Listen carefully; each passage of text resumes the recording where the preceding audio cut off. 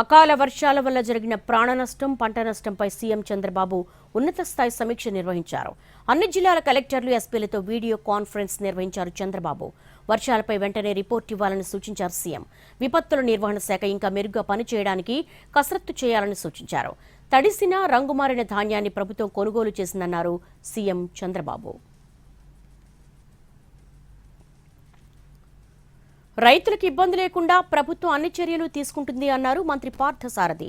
అధిక వర్గాలపై సీఎం చంద్రబాబు అన్ని జిల్లాల కలెక్టర్స్తో వీడియో కాన్ఫరెన్స్ నిర్వహించారని మంత్రి తెలిపారు. వర్షాలకు సంబంధించి రిపోర్టు వెంటనే ఇవ్వాలని సీఎం ఆదేశాలిచ్చారని పార్థసారథి చెప్పారు. చాలా కొన్ని జిల్లాల్లో మాత్రమే కొంత ప్రాణ నష్టం కానివ్వండి, కొంత పశు నష్టం కానివ్వండి, కొంత ధాన్యం తడవటం కానీ జరిగిందని చెప్పేసి కలెక్టర్లు చెప్పారు.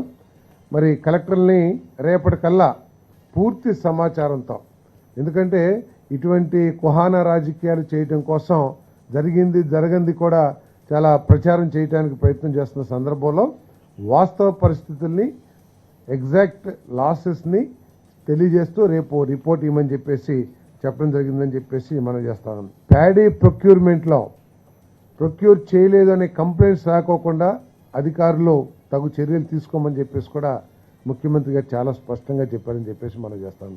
ఈ డిస్కలర్, ఎందుకంటే వర్షాలు వచ్చినప్పుడు కొంత రంగు మారటం అనేది ఎప్పుడు జరిగేదే.